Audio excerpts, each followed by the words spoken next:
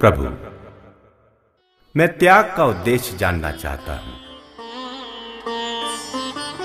इसके साथ साथ मैं ये भी जानना चाहता हूं कि त्याग में जीवन अर्थात संन्यास का क्या उद्देश्य है। हे अर्जुन, कुछ विद्वान लोगों की धारणा है कि भौतिक इच्छा पर आधारित कर्मों का परित्याग ही संन्यास है, जबकि कुछ बुद्धिमानों के अनुसार सभी कर्म फलों को त्यागना ही त्याग है। इसी प्रकार कई विद्वान समस्त प्रकार के सकाम कर्मों को दोषपूर्ण समझते हैं। उनके अनुसार इसे त्याग देना चाहिए, लेकिन कई विद्वानों का यह मानना है यज्ञ, दान तथा तपस्या के कर्मों को कभी नहीं त्यागना चाहिए। हे भरत श्रेष्ठ, अब त्याग के विषय में मेरा निर्णय सुनो। यज्ञ, दान और तप कर्मों का नहीं परित्याग है अर्जुन करते, क्योंकि ये ही तो प्राणी को पावन और शुद्ध है करते।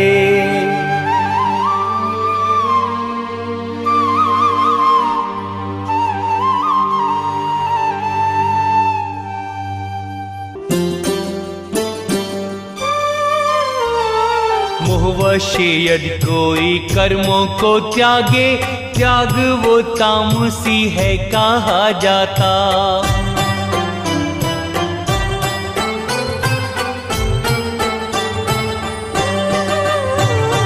कर्मों को जो कष्ट प्रद जान छोड़े, त्यागे रजो गुण वो हो जाता।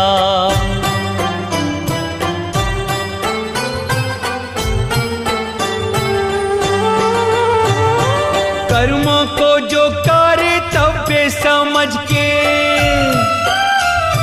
कर्मों को जो कर्तव्य समझ के हे अर्जुन करता रहता है, ऐसा श्रेष्ठ त्यागी है अर्जुन, सात्विक त्यागी कहलाता है।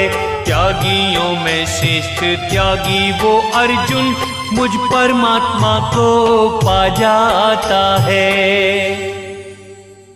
शास्त्रानुसार त्याग 3 प्रकार के होते हैं। यज्ञ, दान तथा तपस्या के कर्मों का कभी परित्याग नहीं करना चाहिए, उन्हें अवश्य संपन्न करना चाहिए। इसमें कोई संदेह नहीं कि यज्ञ, दान तथा तपस्या महात्माओं को भी शुद्ध बनाता है। इन सारे कार्यों को किसी प्रकार की आसक्ति या किसी फल की इच्छा किए बिना संपन्न करना चाहिए। हे पृथापुत्र, इन्हें कर्तव्य समझकर संपन्न करना चाहिए। यही मेरा अंतिम मत है। हे अर्जुन, निर्दिष्ट कर्तव्यों को कभी नहीं त्यागना चाहिए।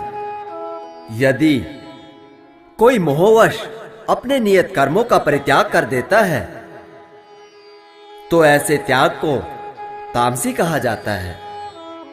जो व्यक्ति अपने नियत कर्मों को कष्टप्रद समझकर या शारीरिक कलेश के भय से त्याग देता है, उसके लिए कहा जाता है कि उसने ये त्याग रजोगुण में किया है। ऐसा करने से कभी त्याग का उच्च फल प्राप्त नहीं होता। हे अर्जुन, जब मनुष्य अपने नियत कर्मों को कर्तव्य मानकर करता है और समस्त भौतिक संगति तथा फल की आसक्ति को त्याग देता है, उसका त्याग सात्विक कहलाता है। सतोगुण में स्थित बुद्धिमान त्यागी, जो ना तो अशुभ कर्मों से घृणा करता है और ना ही शुभ कर्मों से लिप्त होता है, वो कर्म के विषय में कोई संशय नहीं रखता। निसंदेह किसी भी देहधारी प्राणी के लिए समस्त कर्मों का परित्याग कर पाना असंभव है, लेकिन जो कर्म फल का परित्याग करता है वही वास्तव में त्यागी कहलाता है। जो त्यागी नहीं होते उन्हें 3 प्रकार के कर्म फल मृत्यु के पश्चात प्राप्त होते हैं। वो हैं इच्छित, अनिच्छित तथा मिश्रित कर्म फल। लेकिन जो सन्यासी होते हैं उन्हें ऐसे फल का सुख दुख भोगना नहीं पड़ता। हे महाबाहो, वेदांत के अनुसार समस्त कर्मों की पूर्ति के लिए 5 कारण हैं। अब सुनो, मैं तुम्हें इनके विषय में बताता हूं। कर्म का स्थान अर्थात शरीर, कर्ता, विभिन्न इंद्रियां, अनेक प्रकार की चेष्टाएं तथा परमात्मा, ये 5 कर्म के कारण हैं। मनुष्य अपने शरीर, मन या वाणी से जो भी उचित या अनुचित कर्म करता है वो इन 5 कारणों के फलस्वरूप होता है। इसीलिए जो इन 5 कारणों को ना मानकर अपने आप को ही एकमात्र कर्ता मानता है वो निश्चय ही अधिक बुद्धिमान नहीं होता और ना ही वस्तुओं को सही रूप में देख सकता है। देह इंद्रियां करता चेष्टाएं व परमात्मा 5 कर्म के कारण।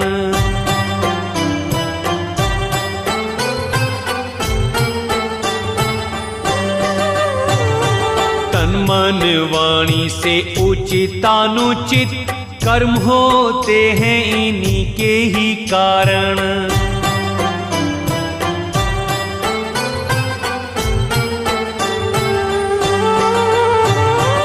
जो अपने को ही कर्ता माने, जो अपने को ही कर्ता माने और इन कारणों को नहीं माने, अर्जुन समझो वो मूर्ख है प्राणी, मुझ परमेश्वर को ना वो जाने। अर्जुन समझो वो मूर्ख है प्राणी, मुझ परमेश्वर को ना वो जाने। जो मिथ्या अहंकार से प्रेरित नहीं है, जिसकी बुद्धि बंधी नहीं है, वो इस संसार में मनुष्य को मारता हुआ भी नहीं मारता, ना ही वो अपने कर्मों से बंधा होता है। हे अर्जुन, अब मैं तुम्हें बताता हूं कि प्रकृति के 3 गुणों के अनुसार ही ज्ञान, कर्म तथा कर्ता के 3 भेद होते हैं। जिस ज्ञान से अनंत रूपों में विभक्त तथा सारे जीवों में एक ही अविभक्त आध्यात्मिक प्रकृति देखी जाती है, उसे ही तुम सात्विक जानो। जिस ज्ञान से कोई मनुष्य विभिन्न प्राणियों में भिन्न भिन्न प्रकार के जीव को देखता है, उस ज्ञान को राजसी समझना चाहिए।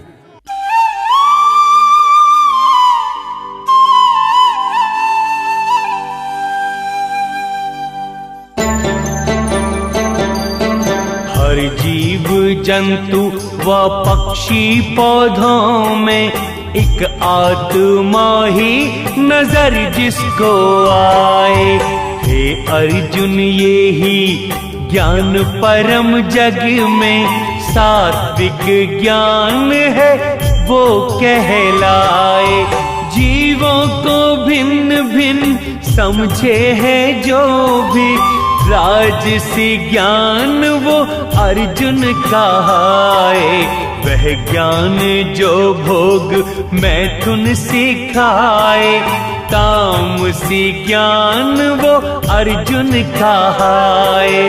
तामसी ज्ञान वो अर्जुन कहाए।